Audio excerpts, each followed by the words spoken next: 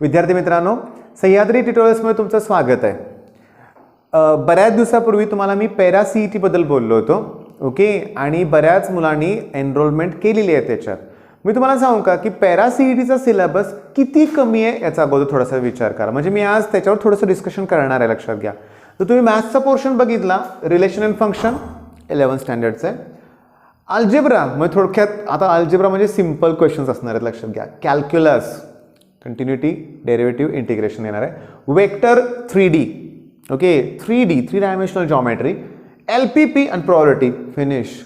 कमी पोर्शन आहे, लक्षात घ्या. ओके, नेक्स्ट जर फिजिक्सचं बघितलं ते पण जास्त टॉपिक नाही आहेत. इलेक्ट्रोस्टॅटिक आहे, करंट इलेक्ट्रिसिटी आत्ताच आपण छान घेतलं, लक्षात घ्या. Magnetic effect of current, okay.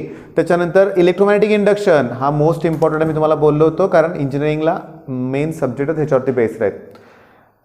Electromagnetic waves 11th स्टँडर्डचं आहे, लक्षात घ्या. त्याच्यानंतर ऑप्टिक्स. आता ऑप्टिक्समध्ये मात्र काय होतं, रिफ्रॅक्शन, ओके, लेन्सेस वगैरे येणार त्याच्यात, लक्षात घ्या. आणि वेव्ह थिअरी ऑफ लाईट, असे बरेचसे टॉपिक ऑप्टिक्समध्ये येत आहेत, लक्षात घ्या.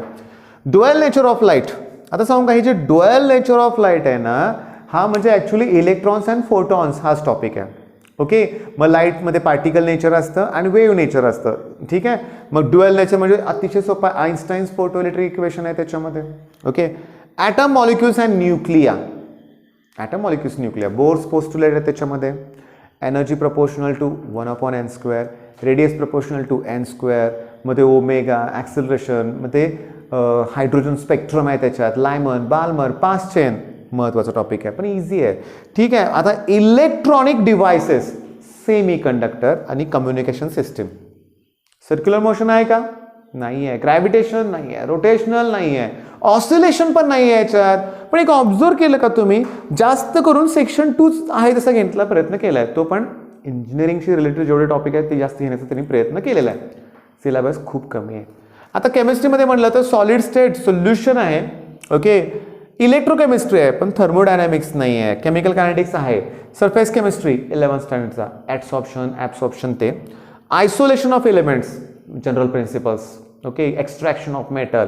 सांगू का, हे जे आहे ना, हा पार्ट एकदम वेगळाच आहे. DNF ब्लॉक हे तुम्हाला माहितीच आहे, लक्षात घ्या. DNF block, P block, already P ब्लॉकवरती छान आपण लेक्चर्स तयार केलेत, ओके. DNF ब्लॉकचे पण तयार आहेत.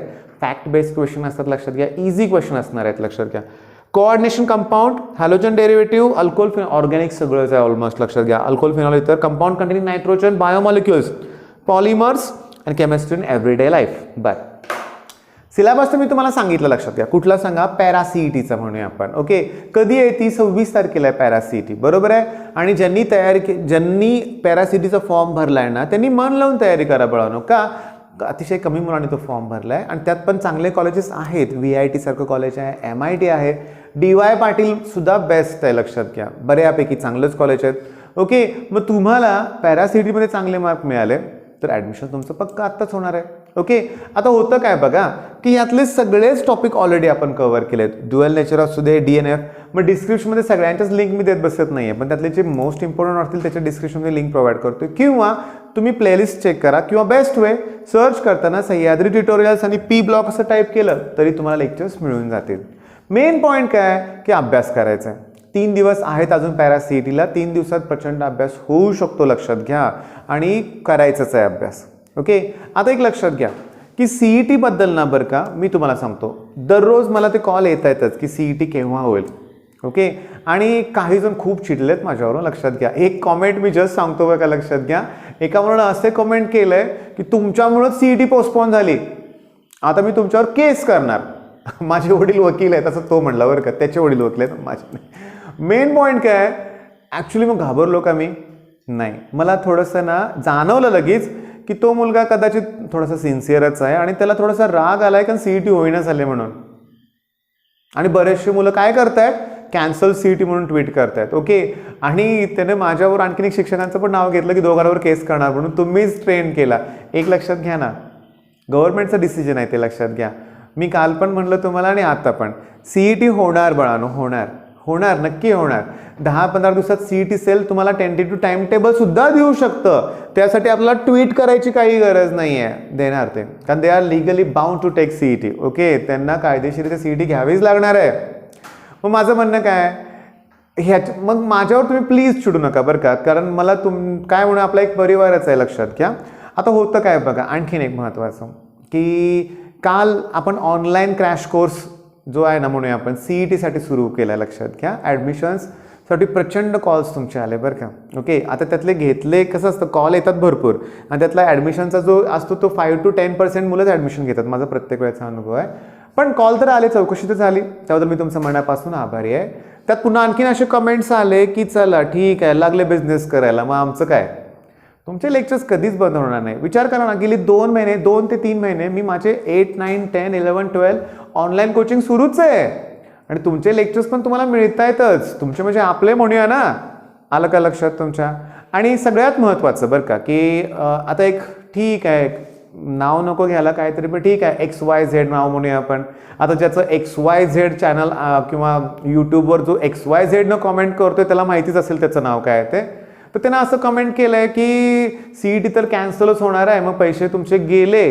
आणि एक टिपिकल वर्ड यूज केला होता त्यानं, लक्षात घ्या, तो इथं बोलणं योग्यच नाही आहे. त्याच्या कमेंटमध्ये त्यानं यूज केला होता हिंदीमधला, तो BB की वाईन्स नाही का, तो वर्ड यूज करतो, खराब आहे, तो बोलायला नको आहे इथं पण. तर अशा मुलांना मला काय सांगायचं आहे की ऑनलाईन क्रॅश कोर्स जो मी घेतला आहे ना बाळांनो, ओके, त्याच्यात मला मुलांच्या सगळ्या बेसिक कन्सेप्ट क्लिअर करायचे, ओके, जेणेकरून पुढं त्यांना काही प्रॉब्लेम नाही येणार असं. ओके, सगळ्यात महत्त्वाचं म्हणजे काय होतं की मी त्यात त्यांना ना मी अशा मुलांचे ॲडमिशन्स काल मागितले होते की जरा ठीक आहे, ज्यांना अभ्यास करू वाटत नाही आहे, करायचं आहे भरपूर, पण एक गायडन्स हवं आहे. मग अशीच मुलं मला मिळालेत, लक्षात घ्या, खूप मुलं मिळालेत. आणि आजपासून 10 पासून त्यांचे लेक्चर सुरू पण होतील. मी कुणालाही दुखवत नाही, तर XYZला तर बिलकुल नाही आहे, कारण XYZचं कॉमेंट माझ्या प्रत्येक व्हिडिओ खाली असतं, लक्षात घ्या. त्याचं असतं भरपूर मुलांचे, आता टेक्निकल की टॅबचं असतं, नवलेचं असतं, भरपूर आहेत. ओके, त्याच्यानं तुम्हाला सांगू का, म्हणजे टेक्निकल नाही, कॉन्सन्ट्रेटेड सोमो म्हणूया आपण, भरपूर मुलं आहेत बरं का. एक परिवार असल्यासारखंच वाटतं मला. आणि तुमच्या कॉमेंटनं मी बिलकुल ऑफेंड होत नाही, म्हणजे केस करायचं कॉमेंट असू दे किंवा काही चुकीचे वर्ड्स असू देत, हे लाईटली मी घेतोय. पण माझं एक मत मांडलं बरं का बाळांनो, म्हणजे कालची मी स्ट्रॅटेजी नव्हती दिली, ती एक प्रकारची ॲडच होती माझ्या चॅनलवरती, माझ्या क्रॅश कोर्सची म्हणूया आपण. आणि मी सगळे जे कोर्सेस घेतो ना त्याच्या फीज अतिशय नॉमिनल आहेत, लक्षात घ्या, अतिशय नॉमिनल आहेत. म्हणजे तुम्ही सगळ्यांनी आता कॉमेंट बॉक्समध्ये फी मेन्शन केलेलीच होती, लक्षात घ्या. फॉर स्टुडंट 1500 म्हणूया, 1500 रुपये, डेली 50 रुपये. पण तेवढा वेळ त्या मुलांना दिला जाणार आहे, त्यांच्या टेस्ट घेतल्या जाणार आहेत, लक्षात घ्या. म्हणजे ॲडमिशन कालच तसे फुल झालेत, लक्षात घ्या. नॉमिनल काही जणांनी आजचा दिवस मागून घेतला होता की आम्ही आज ॲडमिशन घेतो म्हणून, त्यांचे ठराविक ॲडमिशन्स होतील. आणि काल दिवसभर फोन बिझी लागला होता, म्हणजे सकाळी 8 वाजल्यापासून ते संध्याकाळी 11 वाजेपर्यंत कॉल येत होते. बऱ्याच माणसांचे ॲडमिशनसाठी कॉल येत नव्हतं, ते आभार मानत होते की सर की तुम्ही बोर्डच्या वेळेस आम्हाला खूप हेल्प झाली तुमची म्हणून. ओके, आणि एक मला सांगायचं वाटतं, लक्षात घ्या, की त्या पॅरेंट्सनी सांगितलेल्या फीपेक्षाही जास्त फी मला पहिल्यांदा ट्रान्सफर केली. नाही सर, तुमच्यामुळं बोर्ड्सला आम्हाला मदत झाली होती म्हणूया आपण, आणि आम्ही देतोय. मी म्हटलं काही गरज नव्हती त्याची, पण ते ऐकायलाच तयार नव्हते. मग हे तुमचं प्रेम आहे. यूट्यूबवरचे लेक्चर्स कधीही बंद होणार नाहीत, लक्षात घ्या, कायम सुरू राहतील. आणि खरं कसं होतं, एक माणूस म्हणून काय मला सांगायचं आहे की हा शेवटी माझा बिझनेसच आहे, लक्षात घ्या. ओके, म्हणजे कसं असतं माहिती आहे का, की आता बघा, तुमचे पालक, प्रत्येकाचे पालक कोणता ना कोणतरी बिझनेस करतात ना, आणि प्रत्येकाचा प्रयत्न असतो की स्वतःच्या बिझनेसला प्रमोट करणे. मी स्वतःहून अगोदर इथं स्वतःला सिद्ध केलं किंवा एक काय म्हणून प्रूव्ह केलं की मी चांगलं घेऊ शकतो. त्या बेसिसवर मी तुमच्याकडून ॲडमिशन्स मागितलेत. ओके, मी ऑनलाईन कोचिंगचा असेल किंवा ह्या क्रॅश कोर्सचं. ओके, आणि ज्यांच्यावर मला ज्यांनी माझ्यावर विश्वास ठेवून माझ्याकडे ॲडमिशन घेतलं आहे त्यांना ते दिलंच पाहिजे, ही माझी जबाबदारी आहे. आणि तेवढ्या बाबतीत मी अतिशय प्रामाणिक आहे. ओके, म्हणजे मी ठरवलं आहे ना तेवढं मी ते देणारच. ओके, मग ज्यांनी ॲडमिशन घेतले त्यांनाच देणार, चला यूट्यूबवाला नाही असं पण काही नाही आहे. तुमच्यावर माझं पहिलं प्रेम आहे, लक्षात घ्या. ॲक्च्युली सांगू का, आपला सगळ्यांचा रिझल्ट मला चांगला हवा आहे. आणि बघा, एका मुलानं मला ऑलरेडी एक मेसेज शेअर पण केला आहे की कुठल्या न्यूजपेपरचा आहे त्यानं मेन्शन नाही केलं, त्याला असं त्याच्या मित्राकडून आलं होतं. ओके, की CET सेलकडून एका आठवड्यात डेट्स डिक्लेअर होतील. आता इश्यू काय होणार आहे माहिती आहे का, माझं एक मत त्याच्याबद्दल तुम्हाला मांडतो, लक्षात घ्या, की आपण CET, एक पालकांनी जे माझ्याशी बोलले ते मी तुम्हाला आहे तसं सांगतो. ते काय म्हणले, CET सर होऊ दे ना, केव्हा पण लेट होऊ देत किंवा लगेच होऊ देत, काय पण तर नाही. ती जर एप्रिलमध्ये झाली असती तो सिनेरियोच वेगळा असतं, त्यावेळेचे रिझल्ट वेगळे असते. जून जुलैमध्ये आता झाली असती म्हणूया आपण, त्यावेळेचे मार्क्स वेगळे असते. बरोबर आहे, सांगा बघू. आता असं होणार आहे बरं का, की कदाचित असा रिझल्ट असणार आहे की एखादा ज्याला ॲव्हरेज स्टुडंट समजलं जाते ना, तो टॉपर म्हणून पुढे येणार आहे. ओके, आता जे टॉपर आहेत ते करतायत त्यांना चांगले मार्क मिळणार आहेत, पण त्या पालकांचं म्हणणं होतं, तेच माझं सुद्धा म्हणणं आहे, वेळ मिळालाय ना. ओके, वेळ मिळालाय ना, बघू सीईटीच्या डेट्स जेव्हा होतील तेव्हा डिक्लेअर होतील, बघू, तोपर्यंत आपण अभ्यास करूया ना. आलं का लक्षात?